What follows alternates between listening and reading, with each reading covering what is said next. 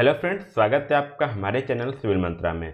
साथियों, हाँ, जैसा कि आप सभी को पता है कि हम लोग बात कर रहे हैं यहाँ पे rural development administration and planning की। जी हाँ साथियों, ये यूनिट छूट गया था। हम लोग काफ़ी मेहनत से कर रहे थे, लेकिन इसका थोड़ा कंटेंट थोड़ा सा अलग था, तो इसके लिए ढूंढने थोड़ा टाइम लगा। तो साथियों, ये अभी फिलहाल आपका जो यूनिट 3 है, ये आप आज हम डिस्कस करने वाले हैं साथियों। और आप इसका PDF जो है, अब इसको डाउनलोड कर सकते हैं, नीचे डिस्क्रिप्शन बॉक्स में लिंक दे दिया गया है। साथियों, जो आज हम बात करने वाले हैं वह यूनिट 3 की। यूनिट 3 में हमारा साथियों जो सिलेबस है वो हमारा है, टॉपिक आता है पंचायती राज एंड रूरल एडमिनिस्ट्रेशन। तो इसमें हम अगर बात करें सिलेबस की, तो हम यहाँ पढ़ेंगे एडमिनिस्ट्रेटिव स्ट्रक्चर क्या होता है हमारे इंडियन पॉलिटिक्स की, फिर यहाँ पे स्ट्रक्चर ऑफ एडमिनिस्ट्रेशन, इसमें हम पंचायती राज इंस्टीट्यूशंस, और यह हमारा कैसे इसका ग्रोथ कैसे हुआ, ये इमरजेंस कैसे हुए, क्या क्या हमारे इसका डेवलपमेंट था, वो हम बात करेंगे। फिर इसमें पीपल और जिसमें लोग हैं और उनका पंचायती राज में दोनों को रोल क्या है, कम्युनिकेशन क्या है। फिर इसके बाद हम पढ़ने वाले हैं फाइनेंशियल ऑर्गेनाइजेशन इन पंचायती राज इंस्टीट्यूशन। फिर आगे चलें तो यहाँ पे स्ट्रक्चर ऑफ रूरल फाइनेंस क्या होता है, क्योंकि मतलब कि रूरल में कौन कौन से इंस्टीट्यूशन हैं जहाँ पे हम फाइनेंस या फिर गेन करते हैं, वहाँ पे अवेलेबल होता है। कौन कौन सी संस्थाएं जो पैसे देती हैं, कौन कौन सपोर्ट करती हैं रूरल स्कीम को, वो हम यहाँ पे देखेंगे। अगला हमारा था government and non government organization कौन कौन सी हैं, कम्युनिटी बेस्ड ऑर्गेनाइजेशन कौन कौन सी हैं, और concept of self help group क्या है, जिसको बोलते हैं CHG। बिल्कुल साथियों, ये बिल्कुल इंपॉर्टेंट टॉपिक है, ये सबको हम डिस्कस करेंगे वन बाई वन। लेकिन जो आज का लेक्चर साथियों, इसमें हम बात करने वाले हैं जो हमारा यहाँ स्ट्रक्चर एडमिनिस्ट्रेशन क्या है और पंचायती राज इंस्टीट्यूशंस क्या क्या हैं, इनकी हम डिटेल में बात करने वाले हैं इस वीडियो में। उम्मीद करता हूँ वीडियो थोड़ा लंबी जाएगी, तो आप यहाँ तक बने रहेंगे। चलिए साथियों, हम बात करते हैं थोड़ा सा आज। पहले जब हम ओवरऑल बात करते हैं इंडिया की बात करें, तो यहाँ पे जो स्ट्रक्चर्स ऑफ इंडियन एडमिनिस्ट्रेशन है, आप जानते होंगे साथियों हमारे इंडिया में कैसे हमारा रूल रेगुलेशन क्या है, पॉलिटिक्स कैसे चलती है, या फिर कहें कैसे कैसे कोई भी चीज़ें इम्प्लीमेंट होती हैं, वो सारी चीज़ें हम यहाँ पे आराम से जानते हैं। तो यहाँ पे हमारा जो मेन मुख्य होता है, जो प्रेसिडेंट होता है, वो सबसे ऊपर होता है। आप जानते हैं प्रेसिडेंट का तो हमारा फर्स्ट पर्सन होता है, ठीक है, फर्स्ट सिटीजन होता है ऑफ द कंट्री अपने इंडिया में। तो यहाँ प्रेसिडेंट होता है, प्रेसिडेंट के अंदर हमारी बात आती है वहाँ पे सेंट्रल गवर्नमेंट होती है, जिसको बोलते हैं पार्लियामेंट। आप सभी जानते होंगे पार्लियामेंट आराम से, ये कोई बात नहीं है, हम आपको हायरार्की बता रहे हैं कैसे चल रहा है। सबसे ऊपर हमारा होता है प्रेसिडेंट, फिर उसके बाद हमारा आता है सेंट्रल गवर्नमेंट, जिसको हम पार्लियामेंट बोलते हैं। फिर यहाँ से हम दो में डिवाइड कर देते हैं, क्योंकि आप जानते हैं इसके बाद हम क्या होता है कि दो में डिवाइड कर देते हैं। एक हमारा स्टेट हो गया, एक हमारा हो गया यूनियन टेरिटरी। क्योंकि साथियों स्टेट के जो रूल और रेगुलेशन है वो अलग होते हैं, और जो यहाँ पे यूनियन टेरिटरी के रूल और रेगुलेशन हैं, कैसे इस चीज़ को इम्प्लीमेंट करना है, ठीक है, क्या अमेंडमेंट है, क्या फिर वहाँ पे लॉ हैं, वो अलग होती हैं। इसलिए यहाँ पे आप देख पाएंगे, यहाँ पे हमने दो को डिवाइड कर दिया। यहाँ पे देखिए, यहाँ पे एक स्टेट हो गया, एक हमारा यूनियन टेरिटरीज हो गया। यहाँ पे जो इसका एडमिनिस्ट्रेशन होता है वो सेंट्रली जो पार्लियामेंट में होते हैं उनके द्वारा होता है। स्टेट में हमारे जानते हो आपको मुख्यमंत्री होते हैं, चीफ मिनिस्टर होते हैं स्टेट में। तो यहाँ पे करंट में 28 स्टेट्स हैं और 8 हमारी यूनियन टेरिटरीज हैं, ये ध्यान दीजिएगा। फिर जब स्टेट में बात करते हैं तो यहाँ पे भी हम इसके बाद हमारा आता है स्टेट लेजिस्लेटिव असेंबली, जिसको बोलते हैं विधानसभा। आप जानते हैं विधानसभा के द्वारा हम जो वोटिंग होती है, तो विधानसभा के जो मेंबर होते हैं वो चुने जाते हैं। तो यहाँ पे स्टेट लेजिस्लेटिव असेंबली होती है। फिर यहाँ पे इसके बाद भी यहाँ पे इसका जो है कि वो दो बढ़ जाता है, एक होता है हमारा अर्बन, एक होता है रूरल। तो जो अर्बन में होता है वहाँ पे हमारा जो मेंबर होते हैं, वहाँ पे म्यूनसिपलिटी कॉर्पोरेशन से या फिर कहें अभी पार्षद चुने जाते हैं, महापौर चुने जाते हैं, काउंसिल्स, तो इसको बोलते हैं अर्बन लोकल गवर्नमेंट, ठीक है। और वहाँ पे जब गांव में आते हैं तो वहाँ पे हमारे पास 3 अलग अलग होते हैं। जैसे यहाँ पे जिला परिषद हो गया, जिसको बोलते हैं डिस्ट्रिक्ट लेवल पर, और एक होता है ग्राम पंचायत रूरल गवर्नमेंट। इसके बीच में एक और आता है जिसको बोलते हैं ब्लॉक, ठीक है, ग्राम पंचायत समिति। इसको हम आगे डिस्कस करने वाले हैं, क्योंकि ये 3, इसको बोलते हैं 3 स्टेज ऑफ हायरार्की, यहाँ पे बोलते हैं 3 स्टेजेज बोलते हैं, ठीक है। तो अभी हम इसको बात भी करने वाले हैं।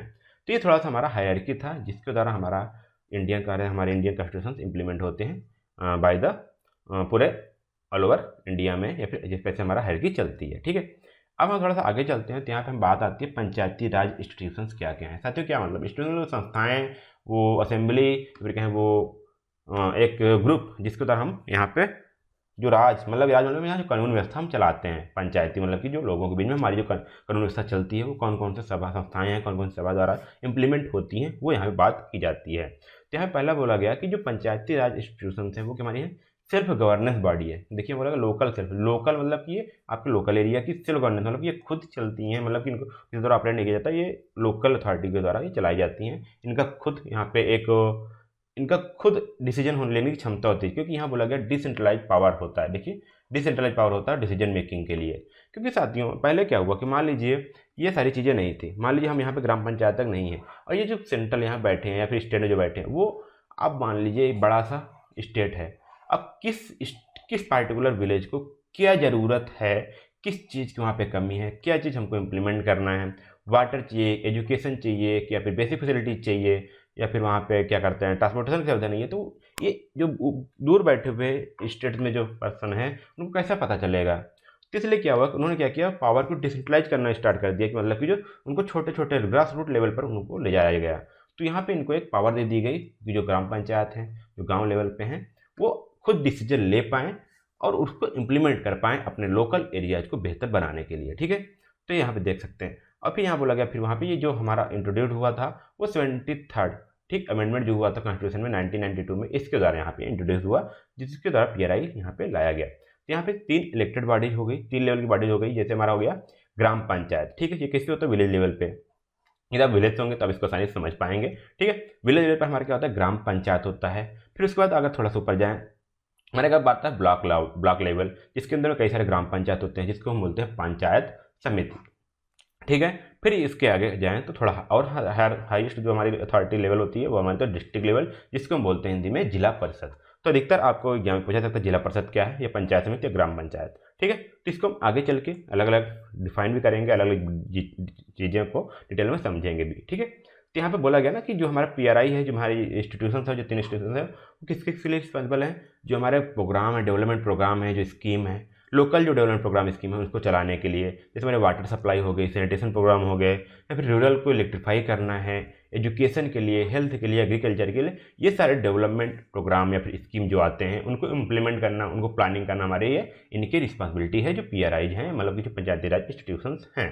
ठीक है, और इसके बाद ये और भी रिस्पॉन्सिबल है क्या, हमारे रेवेन्यू को जनरेट करने के लिए, जैसे टैक्स जो फी हो गए उनको कलेक्ट करने के लिए। ठीक है, और जो लोकल रिसोर्सेस हैं उनको भी क्या करना, मैनेज करने के लिए, जैसे स्कूल हो गई, हेल्थ सेंटर हो गया, मंडी हो गई, इनको कैसे रिसोर्स करना है, कैसे मैनेज करना है, वो सारी चीज़ें को इम्प्लीमेंट करना, प्लानिंग करना, किसका काम है, यहाँ पे जिला परिषद हो गए, पंचायत समिति हो गए, ग्राम पंचायत लेवल के, ये तीनों हो गए। तो आइए हम बात करते हैं थोड़ा एक एक करके, यहाँ पे और बात करते हैं पीआरआई क्या करता है। यहाँ पे देखिए, ये प्रोवाइड करता है मार्जिनाइज्ड सेक्शन ऑफ सोसाइटी, जैसे हमारे जो हमारे वीकर सेक्शन या फिर कहें जो दबे हुए तबके के लोग हैं उनको अपॉर्चुनिटी प्रोवाइड करता है, ताकि वो भी डेवलप कर पाएँ। जैसे हमारे कुछ होते हैं वुमेन्स कहीं कहीं भी उनकी बातें नहीं सुनी जाती, उनको भी एम्पावर करने के प्रोग्राम चलाए जाते हैं। जो शेड्यूल कास्ट हैं, शेड्यूल ट्राइब्स हैं, उनको भी प्रमोट किया जाता है, उनको भी अलग अलग प्रोग्राम के द्वारा उनको भी अलग अलग कहते हैं स्कीम दी जाती हैं, अलग अलग जानकारियाँ दी जाती हैं, ताकि आप वो भी डेवलपमेंट में अपना कंट्रीब्यूशन कर पाएँ। ठीक है, तो to participate in local government in decision making में, ताकि वो भी लोकल जो गवर्नमेंट्स हैं, क्योंकि देखिए कभी महिलाएं वोट नहीं देने जाती थी, ये इन लोग को वोट नहीं दिया जाने देता था। तो मतलब कि अभी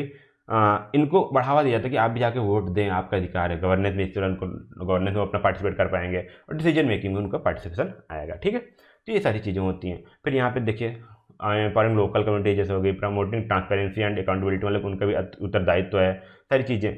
और यहाँ पे service delivery at grass root, मतलब कि जो भी सर्विसेज हैं उनको ग्रास रूट लेवल की बिल्कुल ज़मीनी जिसको होता है ज़मीन से जुड़ा हुआ, वहाँ तक पहुँचाने का हमारी पीआरआईज करती हैं, जो पंचायती राज इंस्टीट्यूशन हैं। ठीक है, तो ये चीज़ यहाँ पे हम पंचायती राज इंस्टीट्यूशन का काम होता है। तो यहाँ आप जानते हैं हमारा 24 अप्रैल को नेशनल पंचायत राज डे मनाया जाता है, पंचायती राज दिवस। ठीक है, तो ये थोड़ा सा जीके की बातें थी।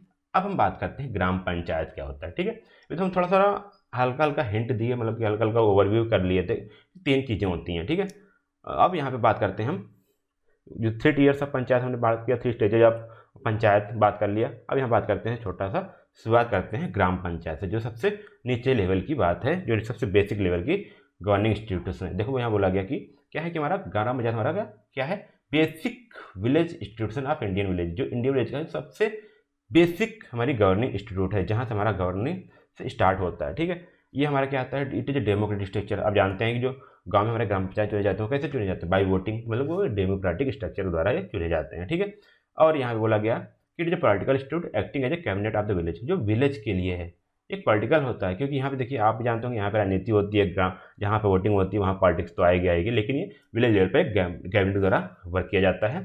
ठीक है, और ये इसको हम क्या जानते हैं, the gram sabha work is general body of gram panchayat, इसको हम बोलते हैं ग्राम सभा। ठीक है, ग्राम पंचायत से हमारा क्या आता है, ग्राम सभा आता है, जो एक हर गांव में एक ग्राम सभा होती है, जहाँ पे वो भी ग्राम पंचायत का एक जनरल बॉडी होता है। ठीक है, और यहाँ पे एक ग्राम पंचायत में, जिसको ग्राम प्रधान बोलते हैं, वहाँ पे एक हर ग्राम पंचायत के लिए एक the gram members of gram panchayat, जो ग्राम पंचायत मेंबर होते हैं वो एक इलेक्टेड बाई ग्राम सभा, वो ग्राम सभा के मेंबर द्वारा इलेक्टेड किए जाते हैं, चुने जाते हैं। ठीक है, अब यहाँ पे लगभग हमारे इंडिया में लगभग 2,50,000 प्लस ग्राम पंचायत हमारे इंडिया में इसमें मौजूद हैं। ठीक, अब इनका इलेक्शन होता है, आप जानते हैं इलेक्शन क्या होता है, इनका जो पंचायत टर्म होता है 5 साल के लिए इनका कार्यकाल होता है, 5 साल के लिए इनका ऑफिस होता है, 5 साल का, 5 साल बाद इनका इलेक्शन होता है। ठीक है, तो every 5 year election take place in the village, गाँव में हमारे विलेज में वोटिंग होती है, इलेक्शन होते हैं, जिसमें हमारे जो 18 साल के ऊपर हमारे जितने भी रेजिडेंट्स हैं और the territories of the villages gram panchayat can vote, जो हमारे वोट करते हैं, जो ग्राम पंचायत के जो क्या कहें जो रेजिडेंट्स हैं, जो रहने वाले हैं 18 साल से ऊपर है, वो हमारे वोट करते हैं हमारे इलेक्शन में। ठीक है, तो यहाँ पे यहीं से हमारा जो पीपल का कंट्रीब्यूशन है वो स्टार्ट हो जाता है हमारा गवर्नेंस में, जो हमारा इंडियन गवर्नेंस में हमारा स्टार्ट हो जाता है, क्योंकि हम क्या करें, हमने ग्राम पंचायत को चुना, तो यहीं से बेसिक लेवल है जहाँ से पीपल का जो पार्टिसिपेशन होता है in the administration of Indian, तो उसमें हमारा कंट्रीब्यूशन स्टार्ट हो जाता है। ठीक है, अब बात करते हैं हम फंक्शन ऑफ ग्राम पंचायत, क्या क्या ग्राम पंचायत क्या क्या काम करता है। ठीक है, तो जैसे डेवलपिंग इंफ्रास्ट्रक्चर, जैसे लोकल इंफ्रास्ट्रक्चर हो गया, जैसे हमारा यहाँ रोड हो गई, पानी का निकास हो गया, वाटर सप्लाई की पानी की आपूर्ति हो गई।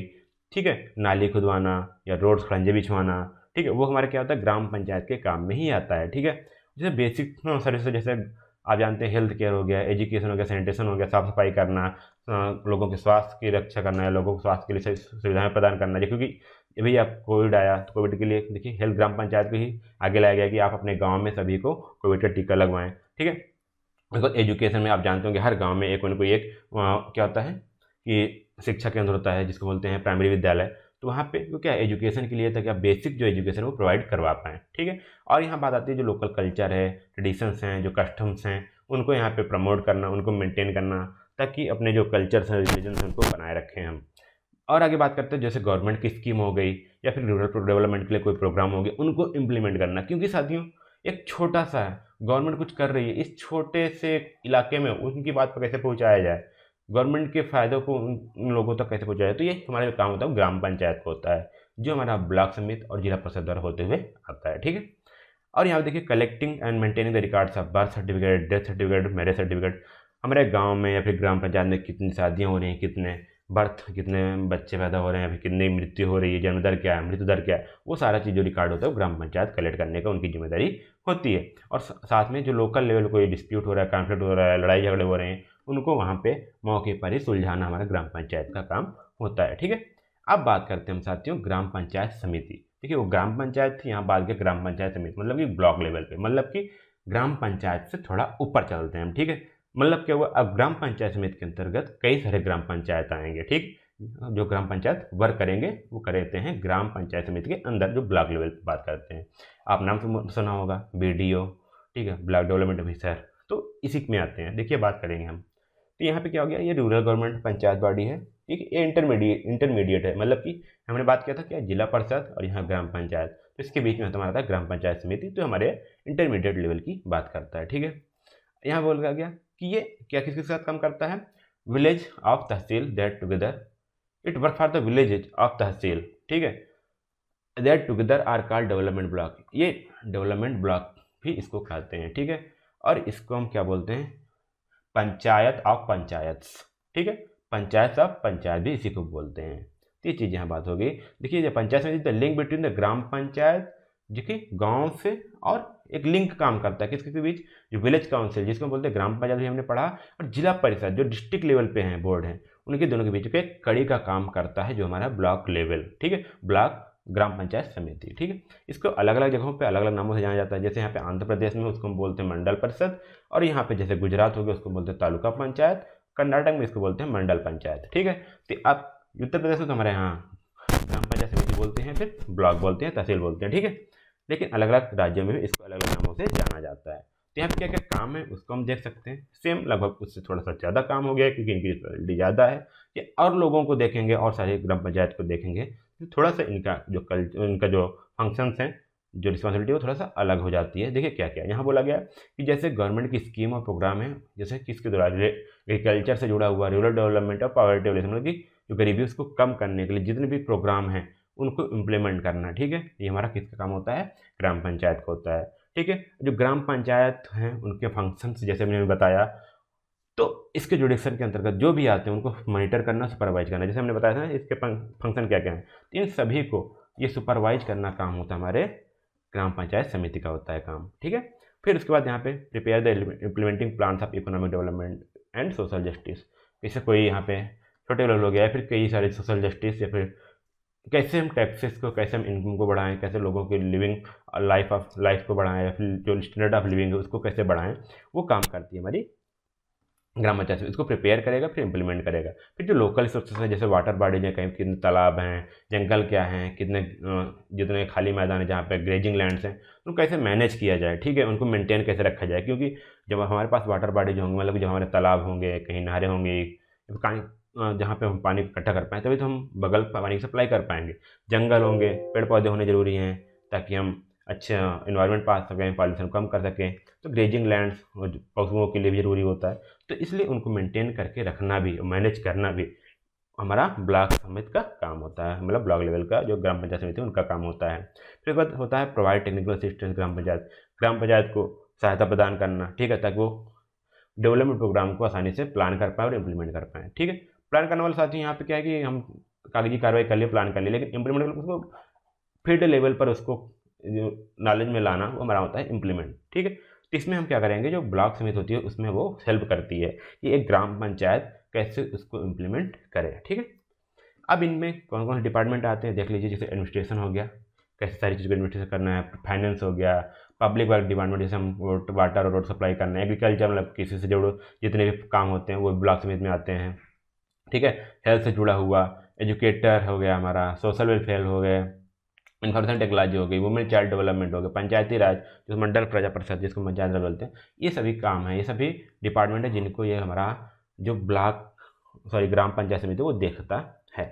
ठीक, तो ये चीज़ होता है। और यहाँ पे क्या बोला गया कि हमेशा जो हमारा जो सारे डिपार्टमेंट होते हैं उनका एक समिति का एक अपना ऑफिसर होता है, जो कैसे काम करता है, ये क्या कहते हैं, स्टेट गवर्नमेंट एम्प्लॉय होते हैं या फिर एक्सटेंशन ऑफिसर होते हैं। ठीक है, but again more revenue rich panchayat samiti they may be local employees, क्योंकि जो ज़्यादा अच्छे वहाँ पे पंचायत समिति होते हैं उनके खुद एक लोकल एम्प्लॉय होता है जो वहाँ पे वर्क करता है एज अ मेन ऑफिसर। ठीक है, ओन ऑफिसर, ये चीज़ होता है। और यहाँ पे हर ग्राम पंचायत में एक development officer, block development officer, government block development officer क्या किया जाता है, वो हमारा नियुक्त किया जाता है as the supervisor of the extension officers. ठीक है, और यहाँ पे executive officer to the panchayat samiti and becomes in effect administrative chief, मतलब कि ये एडमिनिस्ट्रेटिव चीफ या फिर कहते हैं कि पंचायत समिति, मतलब कि ये क्या काम करता है, एक्सटेंशन ऑफिसर होता है जो सारी चीज़ों को सुपरवाइज करता है, जो एक गवर्नमेंट द्वारा अपॉइंटेड होता है, जिसको बोलते हैं ब्लॉक डेवलपमेंट ऑफिसर। ठीक है, अब यहाँ पे साथियों इनका सोर्स ऑफ इनकम क्या होता है, क्योंकि ये कहाँ से रेवेन्यू जनरेट करते हैं वो हम बात करते हैं। जैसे हमारा हो गया लैंड और वाटर यूज टैक्स हो गए, प्रोफेशनल टैक्स हो गया, जैसे हमारा लिक्विड टैक्स हो गया, लिक्विड वजह से जो शराब ठेका खुलते हैं उनसे भी टैक्स जाता है, तो हमारा उनकी अर्निंग यहाँ से होती है, वहाँ से इनकी अर्निंग होती है।